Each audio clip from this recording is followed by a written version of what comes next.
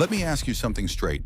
Have you ever watched a female hold for 5 or 6 days, decided she'd been in there long enough, stripped her, and then watched every single egg fungus within 48 hours?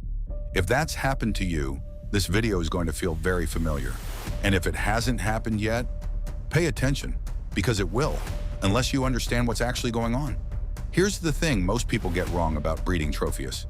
It's not that the fish won't breed. They will. Eggs get laid, females hold, everything looks promising. The hard part isn't getting to holding. The hard part is getting from holding to healthy fry without breaking the system in the process. And most of the time, when it falls apart quietly. Not with a fight, not with an obvious problem, just a fungused batch, again. And the same questions come up every time. Was the male infertile? Was the water off? Did I do something wrong? Sometimes it's one of those. But more often, it's something much simpler. The stripping was too early. This is the one I see most often, and it's the one people are least willing to accept. Because 5 or 6 days feels like a long time when you're watching and waiting, but 5 or 6 days isn't long. For Tropheus, that's barely the beginning. The eggs haven't stabilized yet.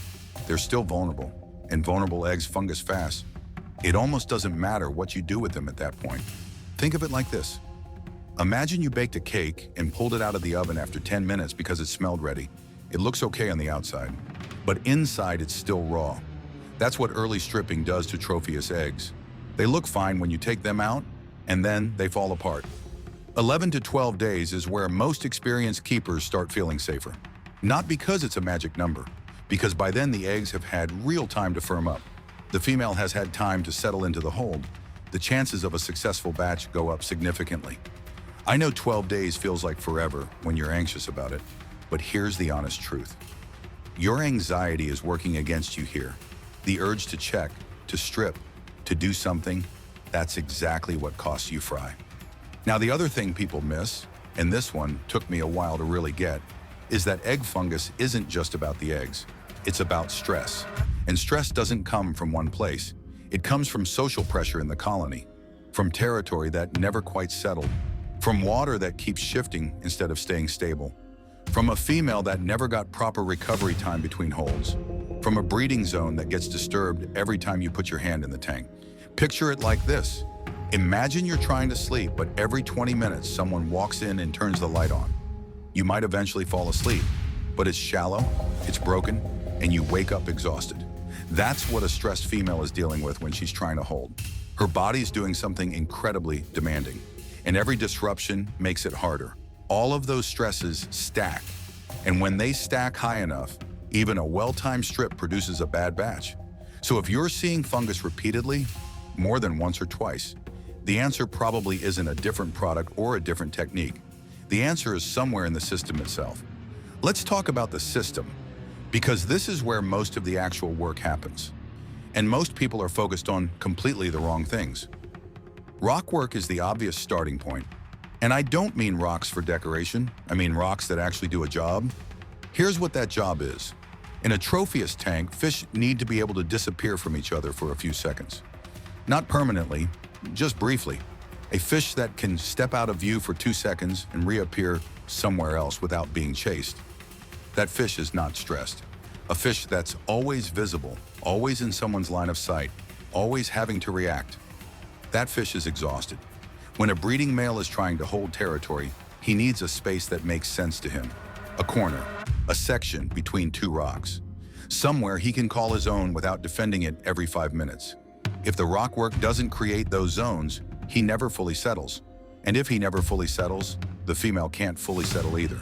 And if she can't settle, holding is hard. What kind of rocks work?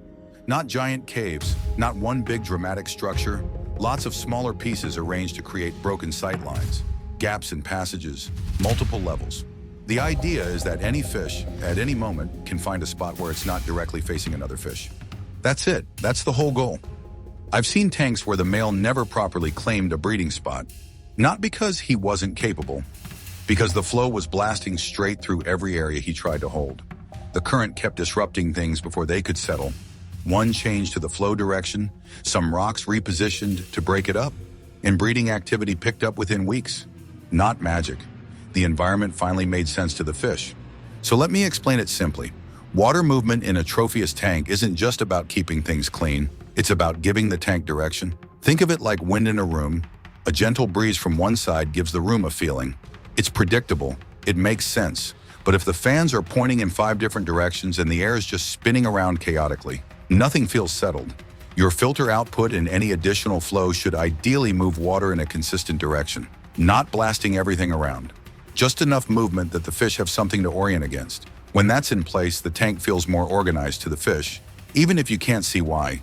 If your flow is too strong in the breeding zone, males won't hold territory properly. The spot they try to claim keeps getting disrupted. Break it up with rocks, adjust the direction, reduce the intensity in that area. Small change, big difference. Water changes, and I know this sounds counterintuitive, can actually hurt breeding if they're done wrong. Clean water helps, nobody's arguing that, but stability helps more. Here's the simplest way to think about it. Tropheus are creatures of habit. They like things to be the same. When things are the same day after day, they relax. When things keep changing, they stay alert. And fish that are alert aren't in the right headspace for breeding. A big water change, say 50 or 60% done once a month, feels dramatic to the fish. The temperature might shift slightly, the chemistry shifts, the flow changes temporarily. Fish that were settled start moving around again, rechecking positions, responding to the change. Small regular changes, 20 to 30% every week, same day, same temperature, same process. The fish barely notice. They've seen it before. It's just Tuesday. And that familiarity builds trust in the environment. When fish trust the environment, everything gets easier, including breeding.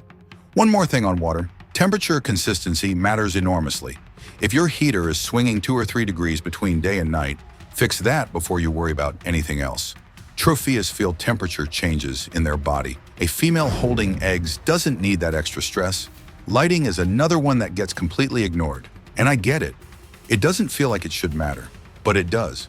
Think about how you feel in a very bright room with fluorescent lights buzzing above you versus a room with softer, warmer light. Same room, different feeling. You're more alert in one, more relaxed in the other. Fish feel the same way. Bright, harsh, inconsistent lighting keeps fish in a slightly elevated state of alertness.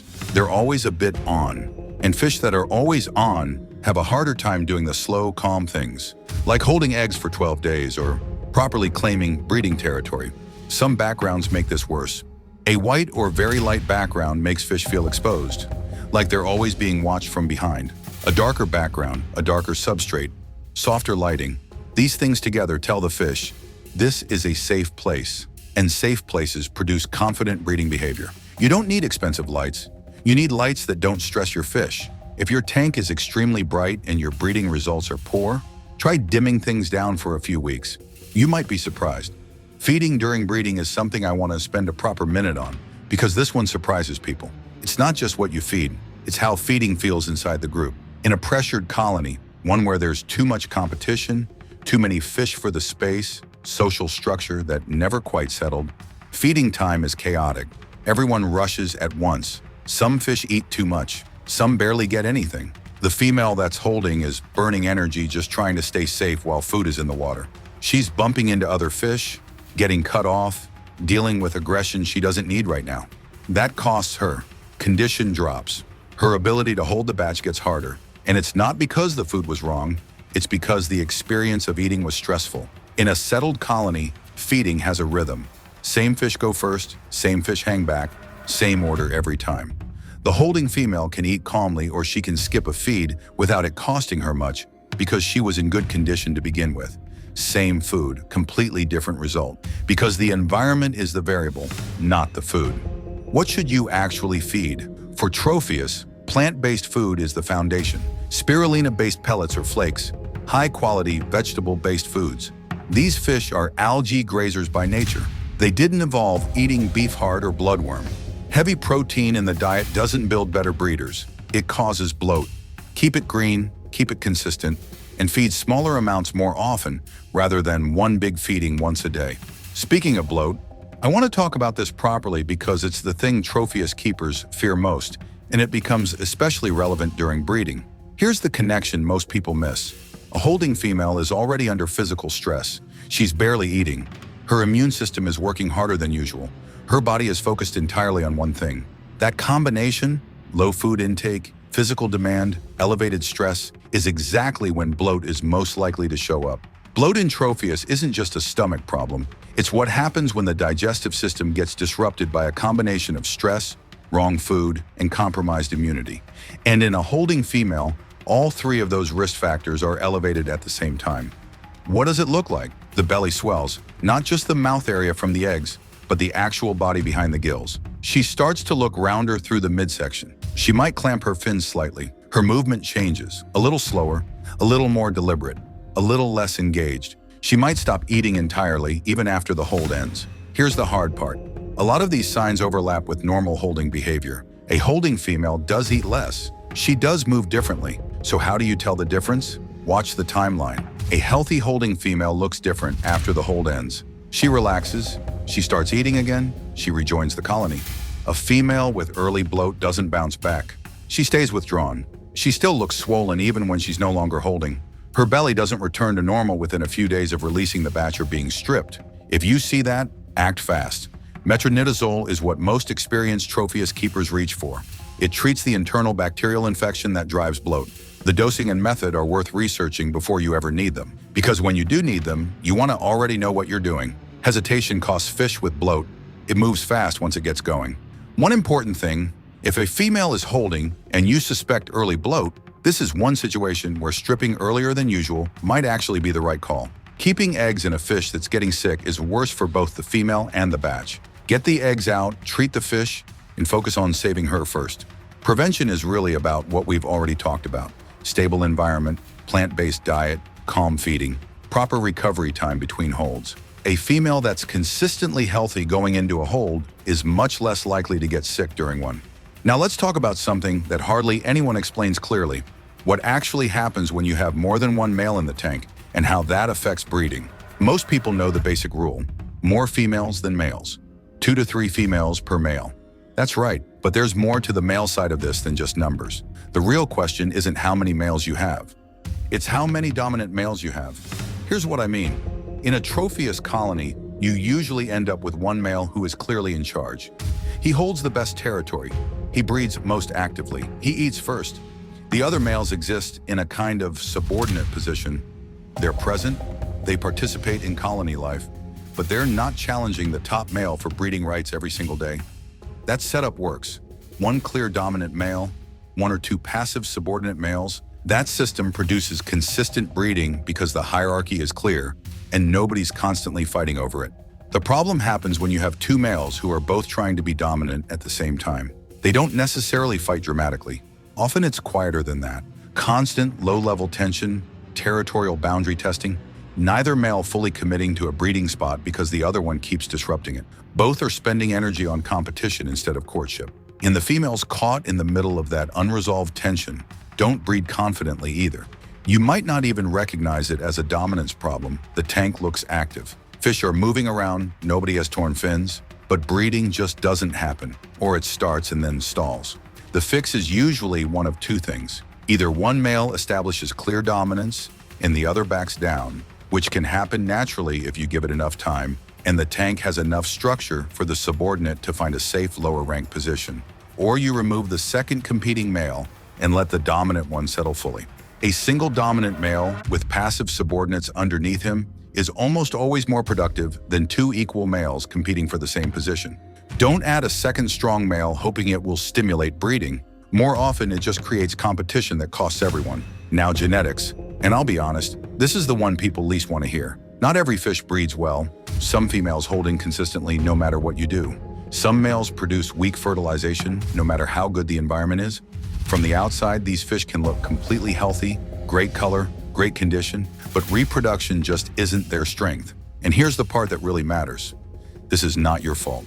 I want to say that clearly because I've watched people spend months blaming themselves over a fish that was never going to be a consistent breeder. They change the water, they upgrade the tank, they adjust the feeding, they strip later, strip earlier, try different males, and every failed batch feels like a personal failure. It's not. Sometimes the fish just isn't a breeder. That doesn't mean the fish is bad. It doesn't mean you did something wrong. It doesn't mean the colony is broken. It means that particular fish, in that particular role, isn't producing what you're hoping for. So how do you know when to accept that and move on? 2 or 3 failed batches in a row means look harder at the environment. That's the point where you audit everything: timing, stress levels, recovery window, male quality.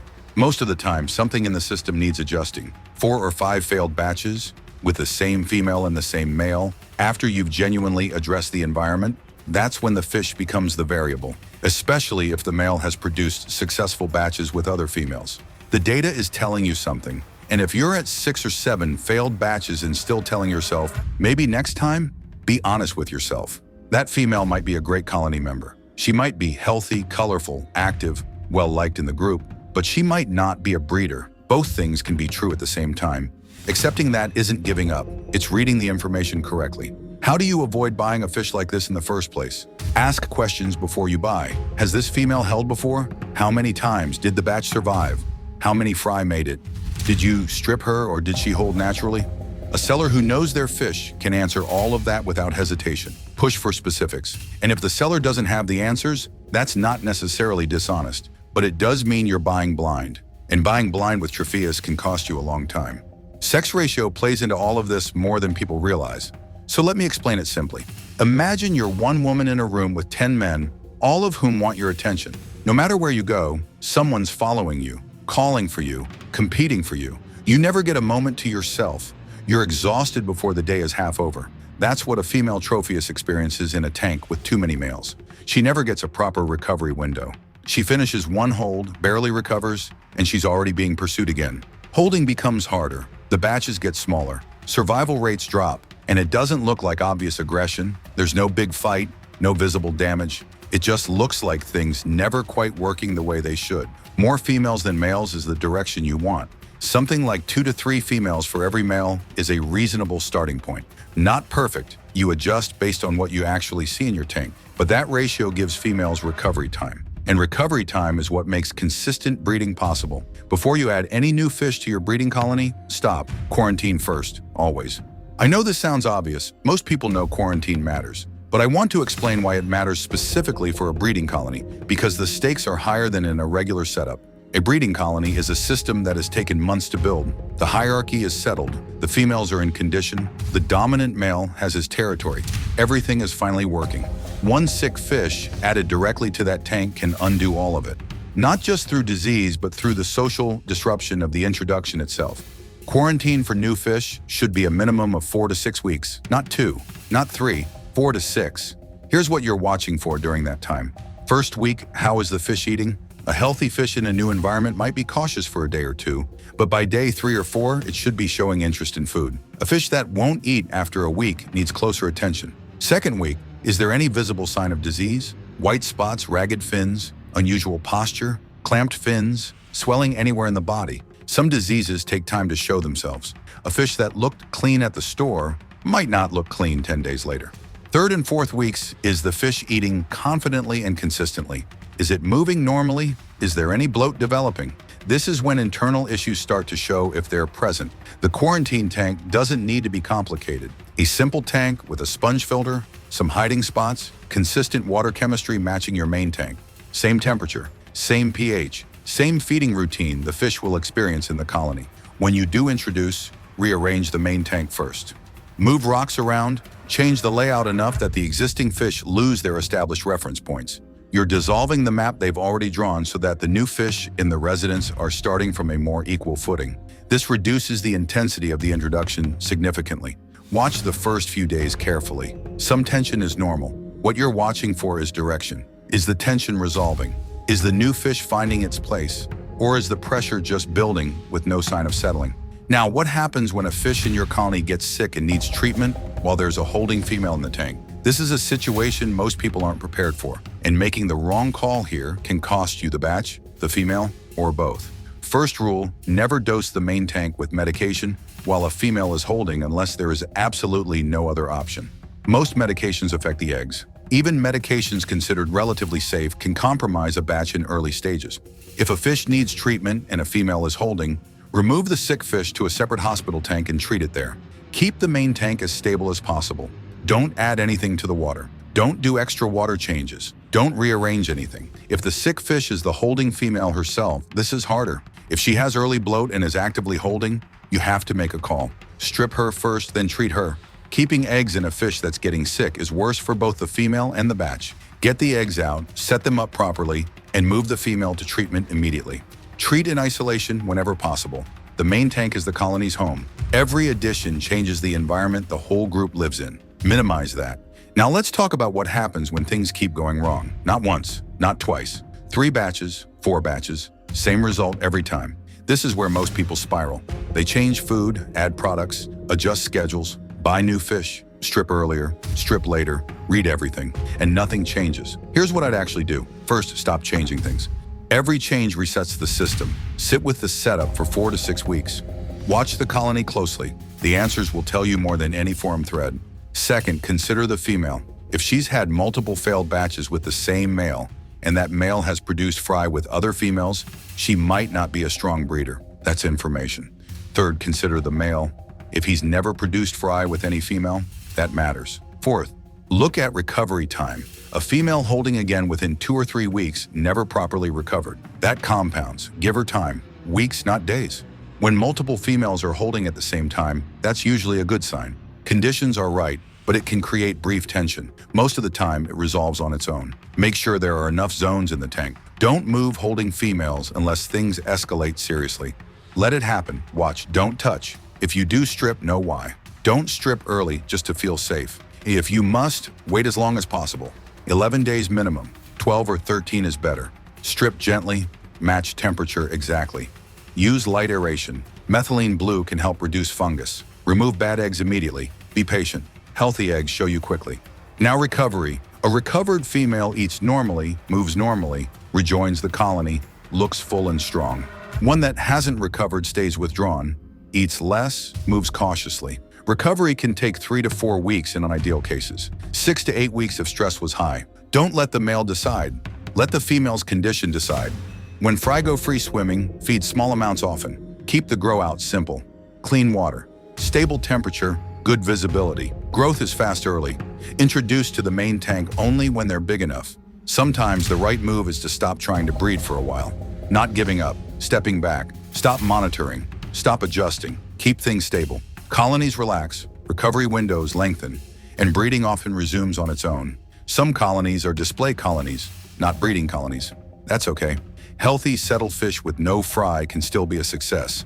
Breeding Tropheus isn't about forcing reproduction, it's about removing friction. When the system makes sense, breeding happens quietly. When it fails quietly too. Through timing, pressure, recovery.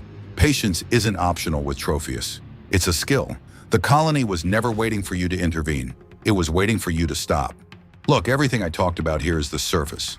The difference between a Tropheus tank that works and one that never quite gets there happens underneath that. I broke all of it down in a full video here on dark cichlids, from building the right colony to what actually changes as the fish mature, to the mistakes people only realize when it's already too late. It's already there. If Tropheus mattered to you, watch that before you touch anything. Click the video on your screen and I'll meet you there.